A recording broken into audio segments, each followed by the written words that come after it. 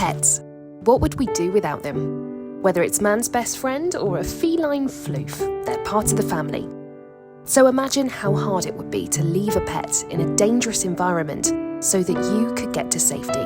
That's where Cotswold Dogs and Cats Home comes in with the pet fostering scheme.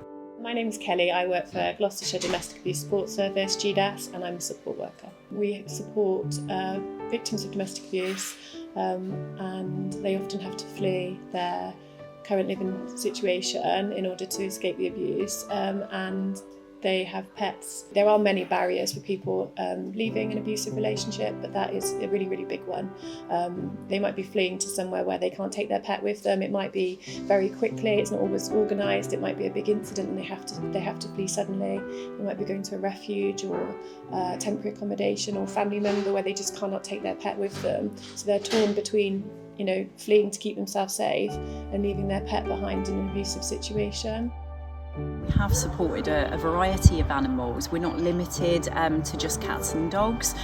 We've also got hamsters as part of our small furry foster network, rabbits, we've had chinchillas and even goldfish. We've already been very fortunate in that we've had some funding through from the Commissioner's Fund, which has been able to help us pilot the scheme. And what we're looking to do going forward is expand the number of animals that we can support. The information that we've had from GDASS and the Stroud Women's Refuge is that around 50 animals a year could be in need of our services.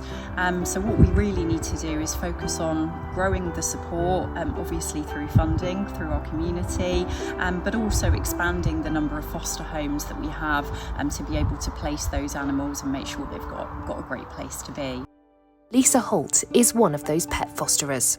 I think we just felt that if there was something we could do, or something however small, just to contribute in some way to that, to kind of easing the challenges that family were facing, and kind of put ourselves in her shoes and thought how, everything that must be going on for them, if we could just take one bit of stress away, and she would know that her pet, their beloved pet, would be safe, would be cared for, and that was one thing she didn't need to worry about.